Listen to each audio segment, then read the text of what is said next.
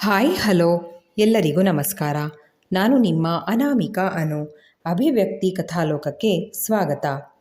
ಅನುಬಂಧ ಕಥೆಯ 73ನೇ ಅಧ್ಯಾಯವನ್ನು ಶುರು ಮಾಡೋಣ. ಆದರೆ ನನಗೆ ನನ್ನ ಮಗನ ನೋವನ್ನು ಕಂಡಾಗ ಯಾರನ್ನು ಕ್ಷಮಿಸಬಾರ್ದು ಅನಿಸುತ್ತೆ ಸಾನ್ವಿ. ನಾನು ನಿನ್ನ ಹಾಗೆ ನನ್ನ ಗಂಡನ ತಪ್ಪನ್ನು ಕಡೆಗಣಿಸಿ ಅವರಿಗೆ ಒಂದು ಅವಕಾಶ ಅಂತ ಕೊಡ್ತಾನೆ ಬಂದಿದ್ದಕ್ಕೆ ಅವರು ಆ ವಸುಧಾ ಸಹವಾಸ ಮಾಡಿದ್ದು, ಅವರ ಆ ಅನೈತಿಕ ಸಂಬಂಧದಲ್ಲಿ ಹುಟ್ಟಿದ ಮಗನನ್ನು ನನ್ನ ಮಗನಂತೆ ಪ್ರೀತಿಸಿ ಬೆಳೆಸಿದ್ದು, ಅವನಿಂದಲೇ ನೀನು ಸೂರಜ್ ದೂರ ಆಗಿದ್ದು, ಎಷ್ಟೆಲ್ಲ ಕಷ್ಟಗಳನ್ನು ಅನುಭವಿಸಿದ್ದು. ಅದಕ್ಕೆ ಕಂದ, ನಾನು ಒಂದು ತೀರ್ಮಾನಕ್ಕೆ ಬಂದಿದ್ದೀನಿ. ನಾನು ಒಬ್ಬ ಹೆಂಡತಿಯಾಗಿ ನಿನ್ನ ಮಾವನನ್ನು ಕ್ಷಮಿಸಬಹುದೇನೋ, ಆದರೆ ಒಬ್ಬ ತಾಯಿಯಾಗಿ, ಅತ್ತೆಯಾಗಿ, ಚಿಕ್ಕುವಿನ ಅಜ್ಜಿಯಾಗಿ ಆ ಮನುಷ್ಯನನ್ನು ಎಂದಿಗೂ ಕ್ಷಮಿಸಲ್ಲ ಎಂದು ಹೇಳುವಾಗ ಅವರ ಕಣ್ಣಾಲಿಗಳು ತುಂಬಿಕೊಂಡು ಬಿಟ್ಟಿತು. ಅತ್ತೆ, ಹೋಗಿದೆ. ಮಾವ ಈಗ ತುಂಬ ಬದಲಾಗಿದ್ದಾರೆ. ಅದಕ್ಕೆ ಅಲ್ವಾ ಆ ವಸುಧಾ ಹತ್ರ ಅವರು ಹಾಗೆ ಬಿಹೇವ್ ಮಾಡಿರೋದು. ಪೊಲೀಸ್ನವರು ಅಲ್ಲಿದ್ದಾರೆ ಅಂತ ಗೊತ್ತಿದ್ದು ಹಾಗೆ ಅವಳು ಕತ್ತಿ ಹಿಡಿದಿದ್ದಾರೆ ಅಂದರೆ ಅವಳ ಮೇಲೆ ಅದೆಂಥ ಕೋಪ ಬಂದಿರಬಹುದು ಅಲ್ವಾ? ಸೂರಜ್ನಿಂದ ವಿಷಯ ತಿಳಿದಿದ್ದ ಸಾನ್ವಿ ಅತ್ತೆ ಬಳಿ ಹೇಳಿದ್ರೆ ವಿಷಾದದ ನಗೆ ಬೀರಿದ ಜಾನಕಿಯವರು, ನಿಮ್ಮ ಮಾವ ಈಗೇನೇ ಮಾಡಿದ್ರೂ ಬಿಟ್ಟರೂ ಯಾರಿಗೂ ಅದರಿಂದ ಲಾಭ ಇಲ್ಲ, ನಷ್ಟನೂ ಇಲ್ಲ. ನಾನಂತೂ ನಿಮ್ಮ ಮಾವನ್ನ ಎಂದಿಗೂ ಕ್ಷಮಿಸಬಾರ್ದು ಅಂತ ದೃಢ ಸಂಕಲ್ಪ ಮಾಡಿಬಿಟ್ಟಿದ್ದೀನಿ. ನೀನು ಸೂರಜ್ ನಿಮ್ಮ ಮಾವನ್ನ ಕ್ಷಮಿಸ್ತಿರೋ ಬಿಡ್ತಿರೋ ಅದು ನಿಮ್ಮಿಬ್ಬರಿಗೆ ಸೇರಿದ್ದು ಎಂದು ಹೇಳಿದವರು ದಾಪುಗಾಲು ಹಾಕುತ್ತಾ ಹಾಲ್ಗೆ ಬಂದವರು ಸೋಫಾದಲ್ಲಿ ಕೂತು ಮಗಳ ಜೊತೆಗೆ ತನ್ನ ಸಮಯ ಕಳೀತಾ ಇದ್ದ ಸೂರಜ್ ಬಳಿಗೆ ಬಂದು, ನಿನ್ನಪ್ಪ ಈಗ ಎಲ್ಲಿದ್ದಾರೆ ಸೂರಿ ಅಂತ ಕೇಳಿದ್ರು. ಅಪ್ಪನ ನಡವಳಿಕೆಗೆ ಪೊಲೀಸ್ ಅವರನ್ನು ಅರೆಸ್ಟ್ ಮಾಡಿದ್ರು. ಆದರೆ ನಾನು ಲಾಯರ್ನ ನೇಮಕ ಮಾಡಿ ಅಪ್ಪ ನಡೆದುಕೊಂಡ ರೀತಿಗೆ ಅವರದ್ದೇ ಆದ ಕಾರಣ ಇದೆ ಎಂದು ಸಾನ್ವಿ ಪ್ರೀಮೆಚೂರ್ ಡೆಲಿವರಿ ಆದ ಬಗ್ಗೆ ಹೇಗೆ ಅಂತ ತಿಳಿಸ್ಕೊಟ್ಟಿದ್ದಕ್ಕೆ ವಸುಧಾ ಮೇಲೆ ಹೊಸ ಕೇಸ್ ದಾಖಲಿಸಿದ ಪೊಲೀಸ್ ಅವಳ ಬಲಗೈ ಬಂಟನನ್ನು ಹುಡುಕ್ತಾ ಇದ್ದಾರೆ. ಅಪ್ಪನಿಗೆ ಕೋರ್ಟ್ ಬಿಡುಗಡೆ ನೀಡ್ತು. ಅಪ್ಪ ಅವ್ರ ಫ್ರೆಂಡ್ ಒಬ್ಬರು ಮನೆಯಲ್ಲಿ ಇಷ್ಟು ದಿನ ವಾಸವಾಗಿದ್ದರು. ಬೆಳಗ್ಗೆ ಕೋರ್ಟ್ ಬಿಡುಗಡೆ ಕೊಟ್ಟ ತಕ್ಷಣ ಅವ್ರ ಫ್ರೆಂಡ್ ಮನೆಗೆ ಹೋಗಿದ್ದಾರೆ. ನಾನು ಕೋರ್ಟ್ ಹತ್ರ ಹೋಗೋಕ್ಕಾಗಲಿಲ್ಲ ಅಮ್ಮ, ಅಪ್ಪ ಸಂಜೆಗೆ ಮನೆಗೆ ಬರ್ತೀನಿ ಅಂತ ಹೇಳಿದ್ದಾರೆ ಎಂದ. ಸೂರಜ್ ಮಾತು ಕೇಳಿ ಕೋಪದಲ್ಲಿ ಅವಡುಗಚ್ಚಿದ ಜಾನಕಿಯವರು, ಅಪ್ಪ ಇಲ್ಲಿಗೆ ಬರ್ತಾರೆ ಅಂದರೆ ಹ್ಞೂ ಅಂತ ಒಪ್ಪಿಗೆ ಕೊಟ್ಬಿಟ್ಯಾ ಮಗನೇ ಅಂತ ಕೇಳಿದರೆ ಅಮ್ಮನ ಕೋಪ ಯಾಕೆಂದು ಅರ್ಥ ಆಗದೆ, ಅಪ್ಪ ಈಗ ಬದಲಾಗಿದ್ದಾರಲ್ವಾ ಅಮ್ಮ, ಅದಕ್ಕೆ ಅವರನ್ನು ಇನ್ನೂ ದೂರ ಇಡೋದು ಬೇಡ ಅನಿಸಿ ಬಂದು ನಮ್ಮ ಜೊತೆಗಿರಿ ಅಂತ ಹೇಳಿದೆ. ಸಾನ್ವಿ ಕೂಡ ಒಪ್ಪಿದ್ದಾಳೆ ಅಮ್ಮ ಎಂದ. ಕ್ಷಮಿಸ್ತೀಯಾ ಕಣಪ್ಪ, ಯಾರೆಷ್ಟೇ ನೋವು ಕೊಟ್ಟಿದ್ರೂ ಎಲ್ಲರನ್ನ ಮರೆತು ಕ್ಷಮಿಸ್ಬಿಡ್ತೀಯ. ಎಷ್ಟೇ ಆದರೂ ನನ್ನ ಮಗ ಅಲ್ವಾ ನೀನು. ಆದರೆ ಇನ್ನೂ ಸಾಕು, ನಮ್ಮ ಈ ಒಳ್ಳೆತನವನ್ನು ಜನ ನಮ್ಮ ದೌರ್ಬಲ್ಯ ಅಂದ್ಕೊಂಡು ನಮ್ಮನ್ನು ಆಟ ಆಡಿಸಲು ನೋಡೋರಿಗೆ ಸರಿಯಾದ ಪಾಠ ಕಲಿಸೋ ಸಮಯ ಬಂದಿದೆ. ಇವತ್ತೇ ಈಗಲೇ ನಿನಗೆ ಪರಿಚಯ ಇರೋ ಲಾಯರ್ನ ಕರೆಸು. ನಾನು ನಿನ್ನ ಅಪ್ಪನಿಗೆ ಇವತ್ತೇ ವಿಚ್ಛೇದನದ ನೋಟಿಸ್ ಕಳಿಸ್ತೀನಿ ಎಂದು ಹೇಳಿದ್ರು. ಜಾನಕಿಯವರ ಮಾತು ಕೇಳಿ ಸೂರಜ್, ಸಾನ್ವಿ ಇಬ್ಬರು ತಮ್ಮ ಕಿವಿಗಳನ್ನು ನಂಬಲಾರದೆ, ಏನು, ಅಪ್ಪನಿಗೆ ಡಿವೋರ್ಸ್ ನೋಟಿಸ್ ಕೊಡ್ತೀಯಾ? ಯಾಕೆ? ಅವ್ರು ನನಗೆ ಮೋಸ ಮಾಡ್ತಾ ಇದ್ದ ಕಾಲದಲ್ಲಿ ಅವರನ್ನು ಅನುಸರಿಸ್ಕೊಂಡು ಬದುಕ್ತಾ ಇದ್ದೆ, ಈಗ ಯಾಕಮ್ಮ ನೋಟಿಸ್? ಸೂರಜ್ ಹೌಹಾರಿದ. ಸರಿಯಾಗಿ ಹೇಳ್ದೆ ಮಗನೆ, ನನಗೆ ತೊಂದರೆ ಕೊಡ್ತಾ ಇದ್ದಾಗ ಎಲ್ಲವನ್ನು ಸಹಿಸ್ತಾ ಸುಮ್ಮನೆ ಉಳಿದಿದ್ದೆ. ಆದರೆ ಈಗ ಅವರು ತೊಂದರೆ ಕೊಟ್ಟಿರೋದು ನನ್ನ ಮಗನಿಗೆ, ಸೊಸೆಗೆ, ನನ್ನ ಮೊಮ್ಮಕ್ಕಳಿಗೆ. ನಿಜ ಹೇಳ್ತೀನಿ, 1 ವರ್ಷದ ಹಿಂದೆಯೇ ನಾನು ಈ ತೀರ್ಮಾನ ತಗೋಬೇಕಾಗಿತ್ತು. ಈಗಾಗಲೇ ತಡವಾಗಿ ಹೋಗಿದೆ. ಇದೇನು ಮದುವೆ ಆಗಿ 33 ವರ್ಷ ಆಯಿತು, ಈಗಿನ್ನೆಂಥ ವಿಚ್ಛೇದನ ಅಂತ ಒಳಗೊಳಗೆ ನಗ್ತಾ ಇದ್ದೀಯಾ ಸೂರಜ್? ನಿನ್ನ ಅಪ್ಪನಂತಹ ರಾಕ್ಷಸರಿಗೆ ಧೈರ್ಯ ಇರೋದೇ ನನ್ನಂತಹ ಪುಕ್ಕಲು ಹೆಂಡತಿಯರು ಅವರ ತಪ್ಪುಗಳನ್ನು ಕ್ಷಮಿಸ್ತಾ ಅವ್ರ ಜೊತೆಗೆ ಉಳಿದಿರ್ತೀವಿ ಅಂತ. ಈಗಲೂ ಅವರು ಈ ಮನೆಗೆ ಬಂದ ಮೇಲೆ ಶ್ರೀರಾಮಚಂದ್ರನಾಗೇನು ಇರೋದಿಲ್ಲ. ಏನೇ ಇದ್ದರೂ 2 ದಿನ ತಗ್ಗಿ ಬಗ್ಗಿ ನಡೀತಾರೆ. ಆಮೇಲೆ ಸಣ್ಣದಾಗಿ ತಲೆ ಎತ್ತಿ ಒಂದೊಂದೇ ಹಳೆ ಚಾಳಿಗಳನ್ನು ಮತ್ತೆ ಶುರು ಹಚ್ಕೊಂಡು ಬಿಡ್ತಾರೆ. ಅದಕ್ಕೆ ಮಗನೆ, ಅವರ ಆ ಮೃಗತ್ವವನ್ನು ಹತ್ತಿರದಿಂದ ಕಂಡಿರೋ ನಾನು ಅವರನ್ನು ಯಾವತ್ತಿಗೂ ಕ್ಷಮಿಸಲಾರೆ. ಈಗೇನು ಸೂರಜ್, ಲಾಯರ್ನ ಕರೆಸ್ತೀಯಾ ಇಲ್ಲ ನಾನೇ ಬೇರೆ ಯಾರದ್ದಾದರೂ ಸಹಾಯ ಪಡೆದುಕೊಳ್ಳ? ಅಮ್ಮನ ಮಾತುಗಳಲ್ಲಿ ಮೊದಲ ಬಾರಿಗೆ ಕಠಿಣತೆ ಕಂಡ ಸೂರಜ್ ಮರು ಮಾತನಾಡದೆ ತನ್ನ ಲಾಯರ್ಗೆ ಫೋನ್ ಮಾಡಿ ಈಗಲೇ ಮನೆಗೆ ಬರೋವಂತೆ ಹೇಳ್ದ. ಸೂರಜ್ ಕರೆಸಿದ ಲಾಯರ್ ಹತ್ರ ತಾವೇ ಮಾತನಾಡಿದ ಜಾನಕಿಯವರು ತಮ್ಮ ಪತಿ ದೇವರಾಜ್ ವರ್ಮಾ ಹೆಸರಿಗೆ ಡಿವೋರ್ಸ್ ನೋಟಿಸ್ ಕಳುಹಿಸಿಕೊಟ್ರು. ಮಡದಿಯಿಂದ ಇಂತಹ ಒಂದು ನಿರಾಕರಣೆಯನ್ನು ನಿರೀಕ್ಷಿಸಿರದ ದೇವರಾಜ್ ಅವರು ಈ ಡಿವೋರ್ಸ್ ನೋಡುತ್ತಲೇ ಆಘಾತಕ್ಕೆ ಒಳಗಾದವರಂತೆ ಕುಸಿದು ಕೂತ್ಬಿಟ್ರು. ನಾನವಳಿಗೆ ಅಷ್ಟೊಂದು ಅವಮಾನಿಸಿ ಅವಳ ಮೇಲೆ ದೌರ್ಜನ್ಯ ಮಾಡುವಾಗ ನನ್ನ ತೊರೆದು ಹೋಗಲಿಲ್ಲ. ಅವಳ ಜೊತೆಗೆ ಸಂಸಾರ ಮಾಡುವಾಗಲೇ ವಸುಧಾ ಜೊತೆಗೆ ಅನೈತಿಕ ಸಂಬಂಧವನ್ನು ಇಟ್ಕೊಂಡಾಗ ನನ್ನಿಂದ ದೂರ ಹೋಗೋ ಬಗ್ಗೆ ಒಂದು ಮಾತು ಹೇಳಲಿಲ್ಲ. ನೀರಜ್ ಹುಟ್ಟಿದಾಗ ಅವನನ್ನು ನಮ್ಮ ಮಗನಂತೆ ಸಾಕಬೇಕು ಅಂದಾಗ ಅವನನ್ನು ತಾನು ಹೆತ್ತ ಮಗು ಅನ್ನೋ ಅಂಥ ಪ್ರೀತಿ ಕೊಟ್ಟು ಸಾಕು ಬೆಳೆಸಿದ್ಲು.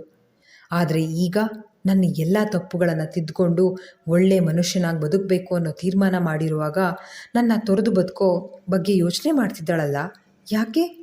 ಈಗ ನನ್ನಿಂದ ಅಂಥ ದೊಡ್ಡ ತಪ್ಪೇನಾಗಿದೆ? ಯೋಚಿಸುತ್ತಾ ಇದ್ದ ದೇವರಾಜ್ ಅವರು ತಮ್ಮ ಮಡದಿ ಜಾನಕಿಗೆ ಕರೆ ಮಾಡಿ, ಜಾನು, ನಿಜಕ್ಕೂ ಈ ಡಿವೋರ್ಸ್ ನೋಟಿಸ್ ನೀನೇ ಕಳಿಸಿದ್ದ? ಯಾವ ಕಾರಣಕ್ಕೆ ಅಂತ ಕೇಳಿದರು.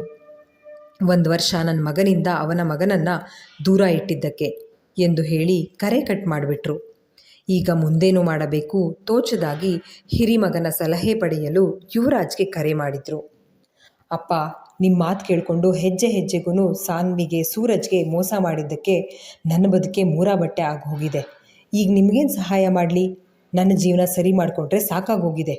ಇನ್ಮೇಲಾದರೂ ಅರ್ಥ ಮಾಡಿಕೊಂಡು ದಯವಿಟ್ಟು ನನಗೆ ತೊಂದರೆ ಕೊಡಬೇಡಿ ಅಂತ ಹೇಳಿ ಕರೆ ತುಂಡರಿಸಿಬಿಟ್ಟ. ಈಗ ದೇವರಾಜ್ ಅವರಿಗೆ ಮುಂದೇನು ಮಾಡಬೇಕು ತೋಚದಾಗಿ ತಮ್ಮ ಬೀಗರು ಅಂದರೆ ಸಾನ್ವಿ ಹೆತ್ತ ತಂದೆ ಮಹೇಶ್ ರವರನ್ನು ಭೇಟಿಯಾಗಿ ಈ ಹಿಂದೆ ಅವರು ತಮ್ಮ ಭಾವ ಅಂತ ಒಂದಿನಿತೂ ಮರ್ಯಾದೆ ಕೊಟ್ಟಿಲ್ಲ, ಈ ವಿಷಯಕ್ಕೆ ಕ್ಷಮಾಪಣೆ ಕೋರಿ ಈಗ ಬೀಗರಾಗಿ ಆದರೂ ಒಂದು ಆರೋಗ್ಯಕರ ಸಂಬಂಧವನ್ನು ಉಳಿಸ್ಕೊಳ್ಳೋಣ ಅನ್ನೋ ನಿಟ್ಟಿನಲ್ಲಿ ಹರಿದ್ವಾರದ ಕಡೆಗೆ ಪಯಣ ಬೆಳೆಸಿದ್ರು. ಬೀಗರು ಬಂದು ಜಾನಕಿ ಹತ್ರ ಮಾತನಾಡಿದರೆ ಅವರ ಮಾತಿಗೆ ಆದರೂ ಬೆಲೆ ಕೊಟ್ಟು ಈ ನೋಟಿಸ್ ವಾಪಸ್ ತೆಗೆದುಕೊಳ್ತಾಳೆ ಅನ್ನೋ ಸಣ್ಣ ಆಸೆಯಲ್ಲಿ ಬೀಗರನ್ನು ಭೇಟಿ ಮಾಡೋದಕ್ಕೆ ಹೊರಟಿದ್ರು. ಯುವರಾಜ್ಗೆ ಈ ಹಿಂದೆ ಡಿವೋರ್ಸ್ ನೋಟಿಸ್ ಕೊಟ್ಟಿದ್ದ ನೀತಾ ಈಗ ಅವರಮ್ಮನ ಕಟುಮಾತುಗಳನ್ನು ಎದುರಿಸಲು ಆಗದೆ ಯುವರಾಜ್ ಜೊತೆಗಿನ ತನ್ನ ಸಂಬಂಧವನ್ನು ಸರಿಪಡಿಸಿಕೊಳ್ಳೋ ನಿಟ್ಟಿನಲ್ಲಿ ತನ್ನ ಕೈಲಾದ ಪ್ರಯತ್ನ ಮಾಡ್ತಾ ಇದ್ಲು. ಆದರೆ ನೀತಾಯಿಂದ ಸಾಕಷ್ಟು ಅವಮಾನ ನೋವು ಅನುಭವಿಸಿದ ಯುವರಾಜ್ಗೆ ಅವಳ ಜೊತೆಗಿನ ತನ್ನ ಸಂಬಂಧ ಉಳಿಸ್ಕೊಳ್ಳೋದಕ್ಕೆ ಯಾವ ಆಸಕ್ತಿಯೂ ಇರಲಿಲ್ಲ.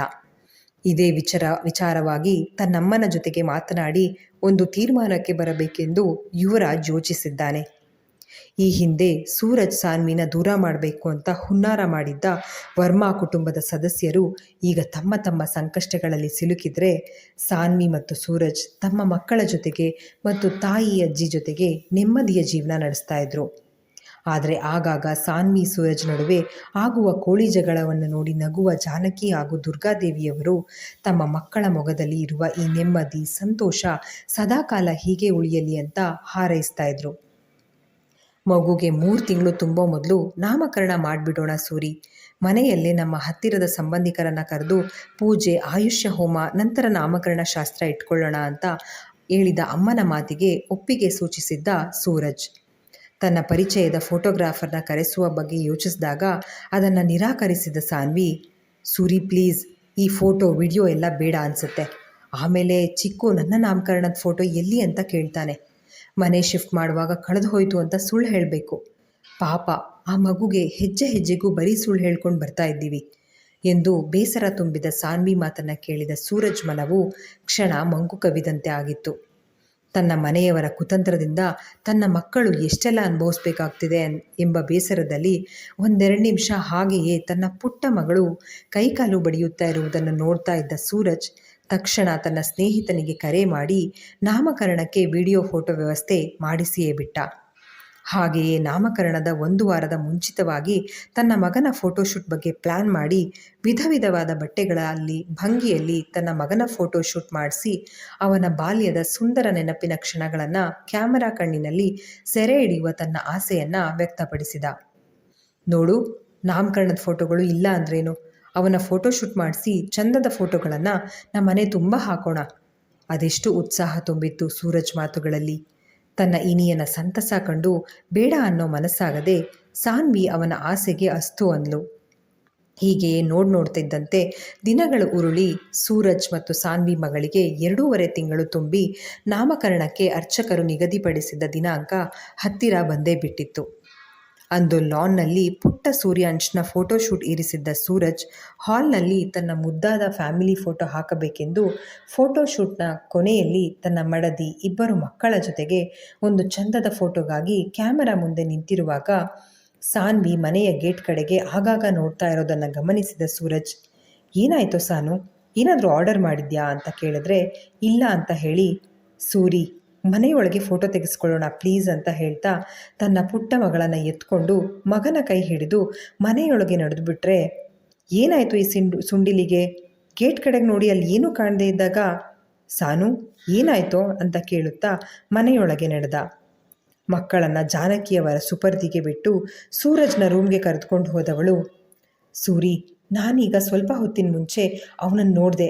ಅದೇ ನಮ್ಮ ಮದುವೆ ಆದ ಹೊಸದ್ರಲ್ಲಿ ನನ್ನ ಕಿಡ್ನ್ಯಾಪ್ ಮಾಡಿದ್ನಲ್ಲ ಆ ವಸುಧಾ ಕಡೆಯವನು. ನಮ್ಮ ಮನೆ ಮುಂದೆ ಅವನ ವ್ಯಾನ್ 2-3 ಸಲ ಓಡಾಡ್ತು. ಅದು ಅವನದ್ದೇ ವ್ಯಾನ್. ನನಗೆ ತುಂಬ ಭಯ ಆಗ್ತಾ ಇದೆ ಎಂದು ಹೇಳಿದ್ಲು. ಭಯಕ್ಕೆ ಮುಖ ಬಿಳಿಚಿಕೊಂಡಿದ್ದ ತನ್ನ ಮಡದಿಯನ್ನು ಅಪ್ಪಿದ ಸೂರಿ, ನಾನಿರುವಾಗ ಇಷ್ಟೊಂದು ಹೆದರೋ ಅಂಥದ್ದು ಏನಿದೆ ಸಾನು? ನಮಗಾಗಲಿ ನಮ್ಮ ಮಕ್ಕಳಿಗಾಗಲಿ ಏನೂ ಆಗಲ್ಲ, ನನ್ನ ಮೇಲೆ ನಂಬಿಕೆ ಇದೆ ತಾನೇ ಅಂತ ಕೇಳಿದ್ರೆ, ಅವನೆದೆಗೆ ಹೊರಗಿದ್ದ ಹುಡುಗಿ ಹಾಗೆಯೇ ತಲೆ ಆಡಿಸ್ತಾ ಹ್ಞೂ ಅಂದಾಗ ಕಿರುನಗೆ ಬೀರಿ ನೆತ್ತಿಗೆ ಮುತ್ತಿಟ್ಟು, ಮತ್ತೆ ನಂಬ್ತೀಯ ಅಂದಮೇಲೆ ಈ ಭಯ ಯಾಕೆ?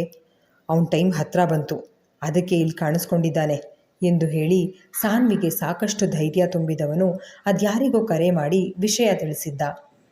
ನಂತರ ಅವಳ ಜೊತೆಗೆ ಹಾಲ್ಗೆ ಬಂದು ನೋಡಲು ತೊಟ್ಟಿಲಲ್ಲಿ ಮಲಗಿರುವ ಪುಟ್ಟ ಕೂಸನ್ನು ತೂಗುತ್ತಾ ತಾನು ಶಾಲೆಯಲ್ಲಿ ಕಲಿತಿರುವ ರೈಮ್ಸ್ಗಳನ್ನು ಹಾಡುವ ಕಾಯಕದಲ್ಲಿ ಬ್ಯುಸಿ ಇದ್ದಾನೆ ಚಿಕ್ಕು. ಸಾನು, ನೋಡೆ ನಮ್ಮ ಮಗನ, ಅವನ ಈ ಮುದ್ದು ಅವತಾರ ನೋಡಿದಾಗ ಅದ್ಯಾಕೋ ಗೊತ್ತಿಲ್ಲ, ಅವನು ನನ್ನ ಮಗ ಅನ್ನೋ ಹೆಮ್ಮೆ ಮೂಡುತ್ತೆ. ಯಾವ ವಿಷಯಕ್ಕೂ ಹೆಚ್ಚು ಹಠ ಮಾಡಲ್ಲ, ರಚ್ಚೆ ಹಿಡಿಯಲ್ಲ. ಯಾವುದೇ ಹೊಸ ಮುಖ ಅನ್ನದೇ ಎಲ್ಲರ ಜೊತೆಗೂ ಆತ್ಮೀಯವಾಗಿ ನಡೆದುಕೊಳ್ತಾನೆ.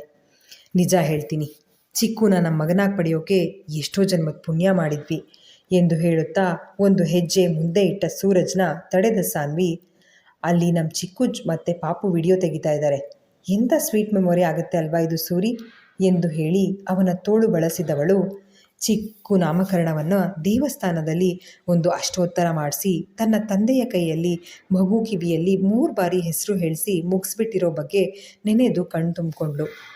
ಸೂರಿ, ನಮ್ಮ ಚಿಕ್ಕು ಏನು ಓದ್ತಾನೋ ಅದೇನಾಗ್ತಾನೋ ಗೊತ್ತಿಲ್ಲ, ಆದರೆ ದೊಡ್ಡವನಾದ ಮೇಲೆ ಒಳ್ಳೆ ಸಹೃದಯಿ ವ್ಯಕ್ತಿ ಆಗ್ತಾನೆ ಅನ್ನೋದ್ರಲ್ಲಿ ಮಾತ್ರ ಡೌಟ್ ಇಲ್ಲ ಎಂದು ಹೇಳುತ್ತಾ ಭಾವುಕಳಾಗಿದ್ದ ಸಾನ್ವಿ ಜೋರಾಗಿ ಕೇಳಿದ ಪಿಸ್ತೂಲ್ ಸದ್ದಿಗೆ ಬೆಚ್ಚಿದ್ರೆ ಮಕ್ಕಳು ಕೂಡ ಬೆಚ್ಚಿ ಚಿಕ್ಕು ಓಡಿ ಬಂದು ಅಪ್ಪನ ಕಾಲನ ತಬ್ಕೊಂಡ್ರೆ ಪುಟ್ಟ ಮಗು ತೊಟ್ಟಿಲಲ್ಲೇ ಅಳು ಶುರು ಮಾಡಿಬಿಟ್ಟಿತ್ತು.